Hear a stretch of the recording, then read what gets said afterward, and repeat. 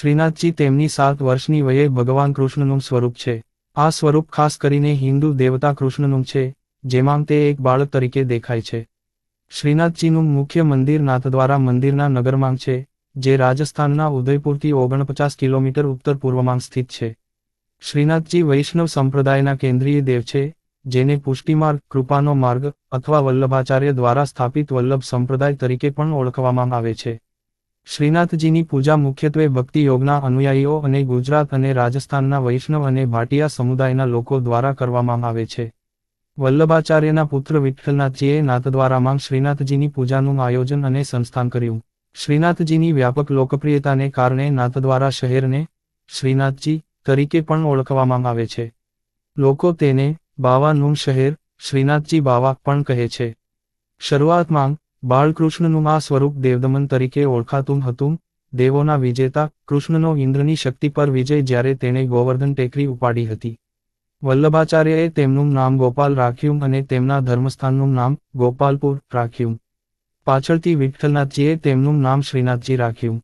શ્રીનાથજીની પૂજાને દિવસના 8 ભાગમાં વહેંચવામાં આવે છે, જેને અષ્ટયમ સેવા કહેવામાં આવે છે. દરેક ભાગનું વિશેષ મહત્વ અને હેતુ હોય છે. આ પૂજા પદ્ધતિ ભગવાન કૃષ્ણના રોજિંદા જીવનને પ્રતિબિંબિત કરે છે. અહીં દરેક ભાગ અને તેના મહત્વનું સંક્ષિપ્ત વર્ણન છે. 1. મંગળા સવારની પૂજા. સમય સવારે 5:30 વાગ્યાથી સવારે 6 વાગ્યા સુધી. મહત્વ આ પૂજા શ્રીનાથજીના જાગરણ સમયે થાય છે. આ સમયે ભક્તો તેમને જગાડે છે અને તેમની સવારની સેવા કરે છે. તે ભગવાન સાથે નવા દિવસની શરૂઆતનું પ્રતીક છે. 2. મેકઅપ શણગાર. સમય સવારે 7:30 વાગ્યાથી સવારે 8 વાગ્યા સુધી. મહત્વ આ સમયે શ્રીનાથજીને શણગારવામાં આવે છે અને નવા વસ્ત્રો પહેરાવવામાં આવે છે. ભગવાનના દિવ્ય સ્વરૂપની સુંદરતા દર્શાવવાનો આ સમય છે. 3. ગોવાળ દૂધનો સમય. સમય સવારે 9 વાગ્યાથી સવારે 9:30 વાગ્યા. મહત્વ આ સમયે ભગવાનને ગાયનું દૂધ પીવડાવવામાં આવે છે. તે ભગવાનના બાળ સ્વરૂપને દર્શાવે છે જે ગોવાળિયાના વાળ સાથે સમય વિતાવે છે. 4. રાજભોગ મુખ્ય ભોજન. સમય રાત્રે 11 વાગ્યાથી રાત્રે 11:30 વાગ્યા. મહત્વ આ સમયે ભગવાનને મુખ્ય ભોજન અર્પણ કરવામાં આવે છે. તે દિવસનું મુખ્ય ભોજન છે અને ભગવાનના પોષણનું પ્રતીક છે. 5. ઉત્થાપન બપોરે સેવા. સમય બપોરે 3:30 વાગ્યાથી સવારે 4 વાગ્યા સુધી. મહત્વ આ પૂજા બપોરે ભગવાનના વિશ્રામ પછી થાય છે. આમાં ભગવાનને જાગૃત કરવામાં આવે છે અને બપોરે નાસ્તા તરીકે તેમને ફળો અને મીઠાઈઓ અર્પણ કરવામાં આવે છે. 6. ભોગ સાંજનો નાસ્તો. સમય સાંજે 5 વાગ્યાથી સવારે 5:30 વાગ્યા સુધી. મહત્વ આ સમયે ભગવાનને સાંજનો નાસ્તો અર્પણ કરવામાં આવે છે. આ સેવા પ્રભુની સાંજની ભૂખ સંતોષવા માટે છે. 7. આરતી સાંજની આરતી. સમય સાંજે 6:30 વાગ્યાથી સવારે 7 વાગ્યા સુધી.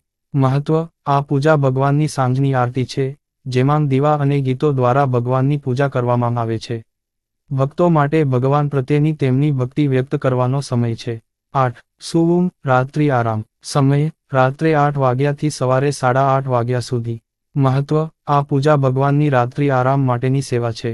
આમાં ભગવાનને રાત્રિના વસ્ત્રો પહેરાવવામાં આવે છે અને આરામ માટે સુવાડવામાં આવે છે. તે દિવસનો છેલ્લો ભાગ છે, જે ભગવાનના દૈનિક જીવનની પૂર્ણતાનું પ્રતીક છે. આ બધી સેવાઓનો હેતુ ભગવાન કૃષ્ણ પ્રત્યે ભક્તોના પ્રેમ અને ભક્તિને પ્રગટ કરવાનો છે અને તેમના રોજિંદા જીવનના દરેક પાસાઓનું સન્માન અને ઉજવણી કરવાનો છે. પ્રથમ ફકરો. પુષ્ટિ માર્ગના અનુયાયીઓ અનુસાર શ્રીનાથજીના રૂપના હાથ અને ચહેરો સૌપ્રથમ ગોવર્ધન ટેકરી પરથી દેખાયા હતા. માધવેન્દ્ર પુરીના આધ્યાત્મિક નેતૃત્વ હેઠળ સ્થાનિક રહેવાસીઓએ વ્રજવાસી આ ગોપાલ કૃષ્ણ દેવની પૂજા કરવાનું શરૂ કર્યું. પાછળથી આ ગોપાલ દેવતા શ્રીનાથજી તરીકે ઓળખાવા લાગ્યા. માધવેન્દ્ર પુરીને ગોવર્ધન નજીક ગોપાલ દેવતાની શોધ માટે ઓળખવામાં આવે છે, જેને વલ્લભાચાર્ય શ્રીનાથજી તરીકે પૂજતા અને પૂજતા હતા. શરૂઆતમાં માધવેન્દ્ર પુરીએ માત્ર દેવતાના ઊંચા હાથની પૂજા કરી અને બાદમાં તેમના ચહેરાની પણ પૂજા કરી. પુષ્ટિમાર્ગ સાહિત્ય અનુસાર શ્રીનાથજીએ વિક્રમ સંવત 1549માં શ્રી વલ્લભાચાર્યને દર્શન આપ્યા અને તેમને ગોવર્ધન પર્વત પર પૂજા શરૂ કરવાની સૂચના આપી. વલ્લભાચાર્યએ તે દેવતાની પૂજાની વ્યવસ્થા કરી અને આ પરંપરાને તેમના પુત્ર વિઠ્ઠલનાથજીએ આગળ ધપાવી. બીજો ફકરો. શ્રીનાથજીનું દિવ્ય સ્વરૂપ સ્વયં પ્રગટ કહેવાય છે. દંતકથા અનુસાર ભગવાન કૃષ્ણની મૂર્તિ ગોવર્ધન પહાડોમાંથી પથ્થરમાંથી પ્રગટ થઈને બહાર આવી હતી. ઐતિહાસિક રીતે શ્રીનાથજીની મૂર્તિની પ્રથમ પૂજા મથુરા નજીક ગોવર્ધન ટેકરી પર કરવામાં આવી હતી. 1672 એડીમાં મૂર્તિને મથુરાથી યમુના નદીના કિનારે ખસેડવામાં આવી હતી અને તેને સુરક્ષિત રાખવા માટે લગભગ 6 મહિના આગ્રામાં રાખવામાં આવી હતી. ત્યારબાદ મુઘલ શાસક ઔરંગઝેબના બર્બર વિનાશથી બચાવવા માટે પ્રતિમાને રથ પર દક્ષિણમાં સુરક્ષિત સ્થાન પર લઈ જવામાં આવી હતી. જ્યારે મૂર્તિ સિહદ નામના ગામમાં પહોંચી ત્યારે જે બળદગાડામાં મૂર્તિને લઈ જવામાં આવી રહી હતી તેના પૈડા કાદવમાં ફસાઈ ગયા અને આગળ વધી શક્યા નહીં. સાથે આવેલા પૂજારીઓએ તેને ભગવાન દ્વારા પસંદ કરાયેલું એક વિશેષ સ્થાન માન્યું અને મેવાડના તત્કાલીન મહારાણા રાજસિંહના શાસન અને આશ્રય હેઠળ અહીં એક મંદિર બનાવવામાં આવ્યું હતું. શ્રીનાથજી મંદિરને શ્રીનાથજી કી હવેલી તરીકે પણ ઓળખવામાં આવે છે. આ મંદિર 1672માં ગોસ્વામી દામોદરદાસ બૈરાગી દ્વારા બનાવવામાં આવ્યું હતું. આ મંદિર શ્રીનાથજી કી હવેલી શ્રીનાથજીનું ઘર તરીકે જાણીતું છે કારણ કે તેમાં નિયમિત ઘરની તમામ વ્યવસ્થાઓ છે. તે અસલ રથની હિલચાલ દર્શાવે છે જેમાં શ્રીનાથજીને સિંહમાં લાવવામાં આવ્યા હતા. તેમાં દૂધ માટેનો સ્ટોર રૂમ, દૂધઘર, સોપારીનો સ્ટોર રૂમ, પાંખર, ખાંડ અને મીઠાઈઓ માટેનો સ્ટોર રૂમ, મિશ્રીઘર અને પેડઘર, ફૂલોનો સ્ટોર રૂમ, ફૂલઘર, કાર્યાત્મક રસોડું, રાસોખીર, જ્વેલરી ઓરડો, ગહનાઘર, તિજોરી, ઘરચા ભંડાર, રથના ઘોડાઓ માટે એક તબેલા, આશ્વશાળા, ડ્રોઈંગ રૂમ, સભા અને સોના અને ચાંદીના ચક્ર, ચક્કી. મરાઠાઓ દ્વારા મંદિરની લૂંટ 1802માં મરાઠાઓએ નાથદ્વારા પર હુમલો કર્યો અને શ્રીનાથજી મંદિરને નિશાન બનાવ્યું. મરાઠા વડા હોલકરે મંદિરની મિલકતમાંથી રૂ. 3 લાખ લૂંટી લીધા અને વધુ પૈસા વસૂલવા માટે મંદિરના અનેક પૂજારીઓની ધરપકડ કરી. મુખ્ય પાદરી ગોસાઈ દામોદર દાસ બૈરાગીએ મરાઠાઓના નાપાક ઇરાદાઓને સમજીને મહારાણાને સંદેશો મોકલ્યો. શ્રીનાથજીને મરાઠાઓથી બચાવવા અને દેવતાને સલામત સ્થળે લઈ જવા માટે મહારાણાએ તેમના કેટલાક વિશ્વાસુ ઉમરાવો મોકલ્યા. આ ઉમરાવો શ્રીનાથજીની મૂર્તિને અરવલ્લીની પહાડીઓમાં સ્થિત ઘસિયારમાં લઈ ગયા, જ્યાં મૂર્તિને મરાઠાઓથી સુરક્ષિત રાખવામાં આવી હતી. કોઠારિયાના વડા વિજયસિંહ ચૌહાણ જેવા બહાદુર ઉમરાવો શ્રીનાથજીની મૂર્તિની રક્ષા કરતી વખતે મરાઠાઓ સાથે લડ્યા અને તેમના માણસો સાથે શહીદ થયા. ખસિયારમાં શ્રીનાથજીની મૂર્તિ 5 વર્ષ સુધી સલામત રહી. આ સમય દરમિયાન મરાઠાઓએ નાથદ્વારા શહેરને લૂંટી લીધું અને અજમેર તરફ કૂચ કરી. રસ્તામાં કાંકરોલીના દ્વારકાધીશ મંદિરમાંથી પણ તેઓએ સંપત્તિ લૂંટી હતી. 5 વર્ષ પછી જ્યારે પરિસ્થિતિ શાંત થઈ ત્યારે શ્રીનાથજીને નાથદ્વારા પાછા લાવવામાં આવ્યા. આ સમગ્ર ઘટનાએ નાથદ્વારા અને તેના ભક્તો પર ઊંડી અસર કરી. મરાઠાઓ દ્વારા કરવામાં આવેલા આ હુમલા અને લૂંટથી માત્ર ધાર્મિક સ્થળોને જ નુકસાન થયું નથી પરંતુ લોકોના મનોબળને પણ ઠેસ પહોંચી છે. તેમ છતાં શ્રીનાથજી પ્રત્યેની અતૂટ ભક્તિ અને તેમની રક્ષા માટે કરેલા પ્રયત્નોએ એક નવો અધ્યાય રચ્યો. દેશભરમાં ઘણા મોટા મંદિરો છે જ્યાં શ્રીનાથજીની પૂજા કરવામાં આવે છે. પશ્ચિમી ગોળાર્ધમાં નાથદ્વારા વ્રજ તરીકે ઓળખાય છે, જે પેન્સિલ્વેનિયાના શુલ્કિલ હેવનમાં સ્થિત છે. વાર્ષિક 1 લાખથી વધુ હિન્દુઓ વ્રજની મુલાકાત લે છે. મંદિરના પૂજારીઓ અને સેવકોને તેમની ફરજોના પુરસ્કાર તરીકે પગારના બદલે પ્રસાદ આપવામાં આવે છે. આ પ્રસાદ ઘણીવાર મંદિરમાં દર્શન માટે આવતા મહેમાનોને આપવામાં આવે છે અથવા વેચવામાં આવે છે. મંદિરમાં તહેવારો અને ધાર્મિક વિધિઓ. તમામ મુખ્ય હિન્દુ તહેવારો શ્રીનાથજીના મંદિરમાં ધામધૂમથી અને ઉત્સાહ સાથે ઉજવવામાં આવે છે. આ તહેવારો દરમિયાન શ્રીનાથજીને વિશેષ શણગાર કરવામાં આવે છે અને વિવિધ પ્રકારના પ્રસાદ તૈયાર કરવામાં આવે છે. કેટલાક મુખ્ય તહેવારોનું અહીં વિગતવાર વર્ણન કરવામાં આવ્યું છે. 1. હરિયાળી અમાવસ્યા. મહત્વ: આ તહેવાર સાવન મહિનામાં આવે છે અને તેને હરિયાળીની શરૂઆત તરીકે ઉજવવામાં આવે છે. ઉજવણી: આ દિવસે મંદિરને લીલા શણગારથી શણગારવામાં આવે છે અને શ્રીનાથજીને લીલા વસ્ત્રો પહેરાવવામાં આવે છે. ભજન અને કીર્તનનું આયોજન કરવામાં આવે છે અને ભક્તો ભગવાન પ્રત્યેની તેમની ભક્તિ વ્યક્ત કરે છે. 2. જન્માષ્ટમી. મહત્વ: તે ભગવાન શ્રી કૃષ્ણના જન્મદિવસ તરીકે ઉજવવામાં આવે છે. ઉજવણી: આ દિવસે મધ્યરાત્રિએ શ્રીનાથજીની વિશેષ પૂજા કરવામાં આવે છે. ભગવાનને નવા વસ્ત્રો અને ઝવેરાત પહેરાવવામાં આવ્યા છે. ભક્તો ઉપવાસ રાખે છે અને મંદિરમાં વિવિધ પ્રકારની ઝાંખીઓનું આયોજન કરવામાં આવે છે. 3. દશેરા. મહત્વ: તે સારા પર અનિષ્ટની જીતનું પ્રતીક છે.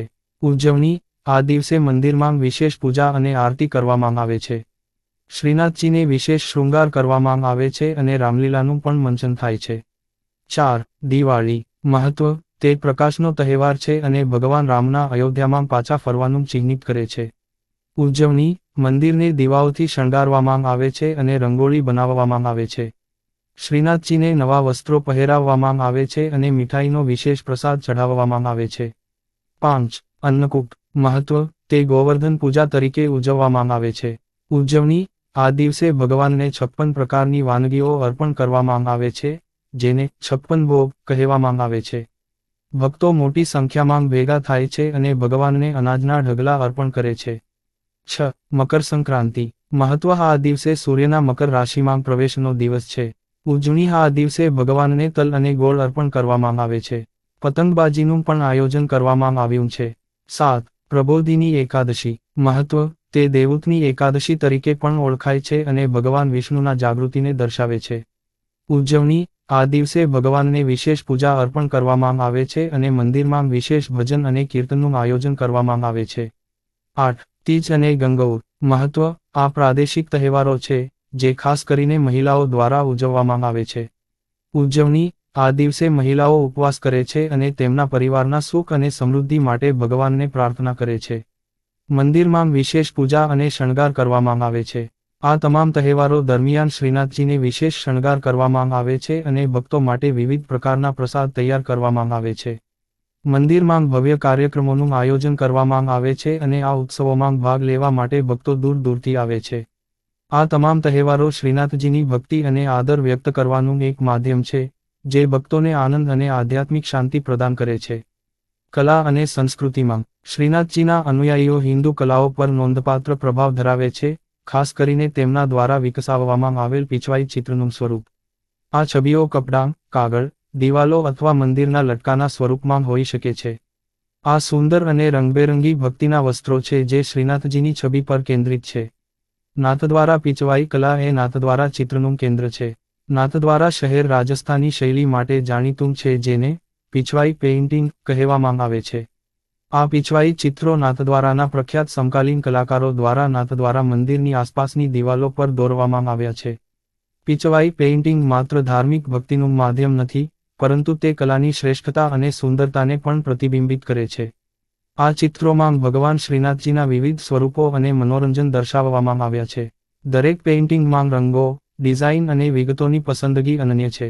નાથદ્વારાના કલાકારો પેઢીઓથી આ કળાને જાળવીને આગળ ધપાવે છે. આ પેઇન્ટિંગની વિગતો અને વિષય ગહન છે, જે દર્શકને વિશેષ આધ્યાત્મિક અનુભવ આપે છે. નાથદ્વારા પીછવાઈ કલાએ માત્ર ભારતમાં જ નહીં પરંતુ આંતરરાષ્ટ્રીય સ્તરે પણ પોતાની ઓળખ બનાવી છે. નાથદ્વારામાં પીછવાઈ ચિત્રોનું મહત્વ માત્ર ધાર્મિક જ નથી, પરંતુ તે સાંસ્કૃતિક વારસાનો પણ એક મહત્વપૂર્ણ ભાગ છે. આ ચિત્રોમાં શ્રીનાથજીના જીવનના વિવિધ રંગો, ઋતુઓ, ઉત્સવો અને મનોરંજનનું નિરૂપણ કરવામાં આવ્યું છે. આ દ્વારા કલાકારો તેમની ભક્તિ અને કલા બંને એકસાથે વ્યક્ત કરે છે.